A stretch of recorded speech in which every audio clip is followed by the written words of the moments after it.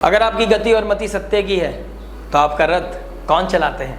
श्री कृष्ण भगवान चलाते हैं, ठाकुर जी चलाते हैं स्वयं। और मैं बात कर रहा हूँ देवगुरु बृहस्पति की वक्री अवस्था की। 9 अक्टूबर से लेकर 4 अक्टूबर तक अगर आपने अपने पिछले 6 महीने में कर्म अच्छे किए हैं, आपने नियम के साथ, संयम के साथ, साधना के साथ लगे रहे अपने एक गोल पर, तो आपके आने वाले 4 महीने बहुत ही प्रॉस्पेरिटी, अबेंडेंस और सक्सेस देके जाएंगे आपको। लेकिन आपको कहाँ मेजर लेवल पे कंसर्न है, क्या कॉशियस रहना है, कहाँ पर क्या चीज़ का टेक केयर करना है, ये समझाएंगे टॉरस लगन और मून साइन के लिए। अगर आपका टॉरस लगन है, टॉरस मून साइन है, वृषभ राशि या वृषभ चंद्र राशि है, वृषभ लगन है आपका, तो आपके लिए बहुत ही इंपॉर्टेंट वीडियो होने वाली है जुपिटर रेट्रोग्रेड 9 अक्टूबर से लेकर 4 फरवरी 2025 तक। 4 महीने का मेजर ट्रांजिट, एनुअल ट्रांजिट है, हर साल होता है। लेकिन इस बार बदलाव क्या है? शुक्र की राशि में जुपिटर का ट्रांजिट होना, और जब ये ट्रांजिट में वक्री हो रहे हैं उसके अपोजिट 3 दिन बाद ही वीनस का चले जाना। वीनस और जुपिटर का आमने सामने 180 डिग्री से तो एक दूसरे को एस्पेक्ट करना कहीं ना कहीं बहुत अच्छे योग बना रहा है। लेकिन जो एक मेरे लिए कंसर्न है, जुपिटर किस किस राशि के मालिक हैं? धनु राशि और मीन राशि। मीन राशि दिखाता है मोक्ष को और धनु राशि दिखाती है धर्म को। धर्म और मोक्ष को दिखाने वाला जो ज्ञान का कारक है जुपिटर, विजडम का कारक है, एक्सपेंशन का कारक है, फाइनेंस का कारक है, ब्लेसिंग्स का कारक है। उनके जो घर में, मोक्ष के घर में जो बैठा है वो बैठा है राहु। ये मेजर इंपैक्ट देगा आपकी लाइफ को। और किस किस नक्षत्र से निकलेंगे जुपिटर नक्षत्र? जुपिटर किस किस नक्षत्र में ट्रांजिट करेंगे?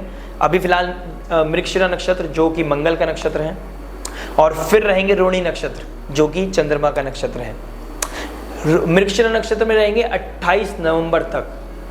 तो अगर आपकी जुपिटर की महादशा चल रही है, शुक्र की महादशा अंतरदशा चल रही है, अगर आप मंगल की दशा अंतरदशा से गुजर रहे हैं, अगर आप चंद्रमा की दशा अंतरदशा से गुजर रहे हैं, तो आपकी लाइफ में बहुत ही प्रोमिनेंट इंपैक्ट दिखाने वाला है।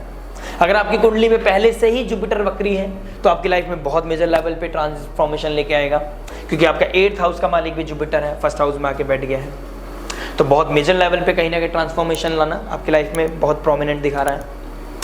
और मंगल जुपिटर के ट्रांजिट के 10 दिन बाद नीच के हो जाएंगे। मैं वीकली में आपको बहुत अच्छे से डिस्क्राइब किया है, और वीकली देखना आपके लिए अति आवश्यक है अगर आप ज्योतिष से जुड़े हुए हो तो। ज्योतिष एक ज्योति है जो दिखाती है दिन प्रतिदिन क्या घटित हो रहा है। समय जरूर लगता है, क्योंकि मेरा काम वो नहीं कि छोटे में टरका दिया। एक्चुअली मैं जितना शिद्दत के साथ बनाना चाहता हूँ, मैं चाहता हूँ उतनी शिद्दत के साथ। कभी कभी मेरी एनर्जी लो भी हो सकती है, कभी कभी मैं डाइवर्ट हो सकता हूँ, लेकिन आपको पेशेंस ही आपको कामयाब करने में आपकी हेल्प करेंगे। मेरा काम है आपको देना, लेना ना लेना आपके ऊपर डिपेंड करता है। इसी प्रकार मैं आज आपको बताने वाला हूँ क्या क्या फ़र्क पड़ने वाला है आपकी लाइफ में। 1st हाउस हमारे किसका होता है? हमारे ब्रेन का, हमारी इंटेलिजेंस, हमारी विजडम, हमारा पर्सनैलिटी, हमारी इमेज। सूर्य यहाँ पर उच्च के हो जाते हैं 1st हाउस में, तो आपकी जो भी इमेज है उसके ऊपर प्रभाव डालेगा, जो आपका सोचने का तरीका उस पर प्रभाव डालेगा। और वक्री होना, जब भागती दौड़ती जिंदगी में आप निकल रहे थे और इतने हैबिचुअल हो गए थे कि जो चीज़ें कर रहे थे आपका माइंड, बॉडी, सोल बिल्कुल हैबिचुअल हो चुका था कि आपको कुछ भी सही या गलत नहीं लग रहा, आप जो कर रहे हो बस वो चलता रहना चाहिए, इफ एंड बट नहीं होना चाहिए बस।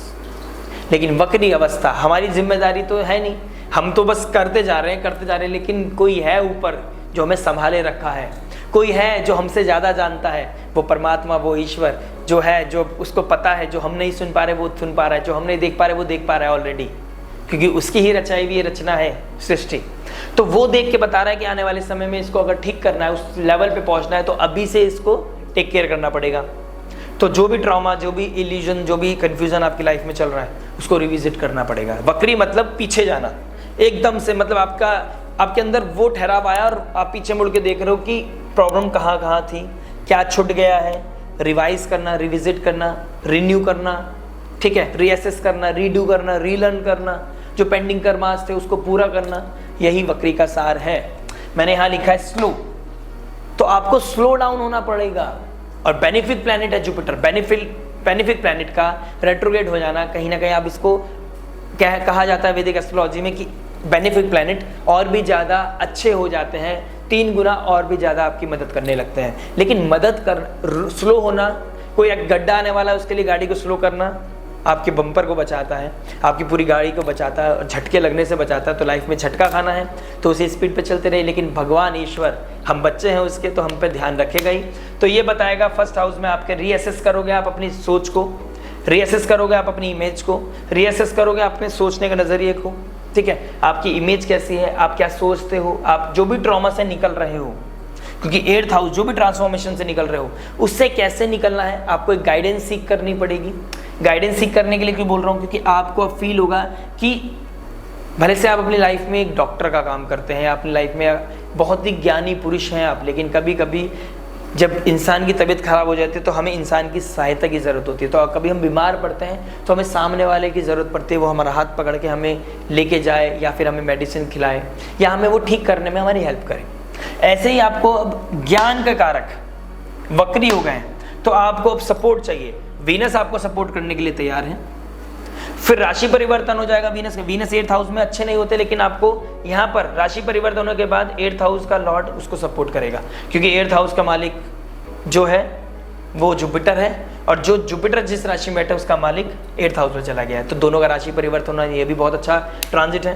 तो लेकिन एक कंसर्न जो है मेरे लिए 20 अक्टूबर से लेकर 28 नवंबर के बीच का, जब मृगशिरा नक्षत्र में रहेंगे तो उसका जो डिस्पोजिटर है वो बहुत नीच के रहेंगे, नीच राशि में ट्रांजिट करेंगे। आने वाले समय में वक्री हो जाएंगे 7 दिसंबर को। लेकिन उस तक क्या होगा, आपका जो ट्रांजिट है वो रोहिणी नक्षत्र में ट्रांजिट कर जाएंगे जब तक।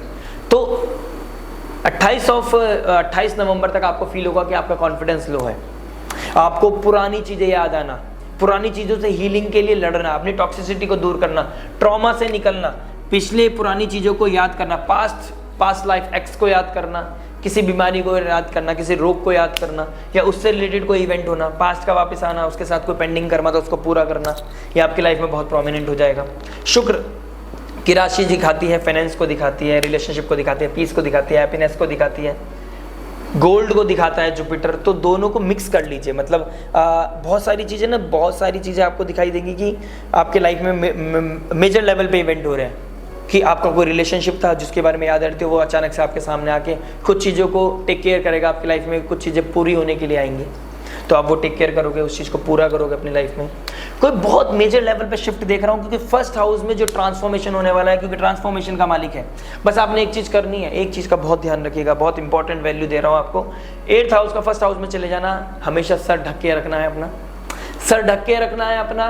कभी भी जब आप छत से बाहर, जब भी खुले आसमान में जाओ, छत से बाहर निकल के आप खुले आसमान में जाओ तो सर ढक के रखना है, और अपनी बात किसी को रिवील नहीं करनी है। द मोमेंट यू डिसाइड कि नहीं मैं अपनी बात को अपने तक रखूंगा, आपकी लाइफ में ऐसे ऐसे ऐसे राइज होता चला जाएगा। No one can stop you, no one.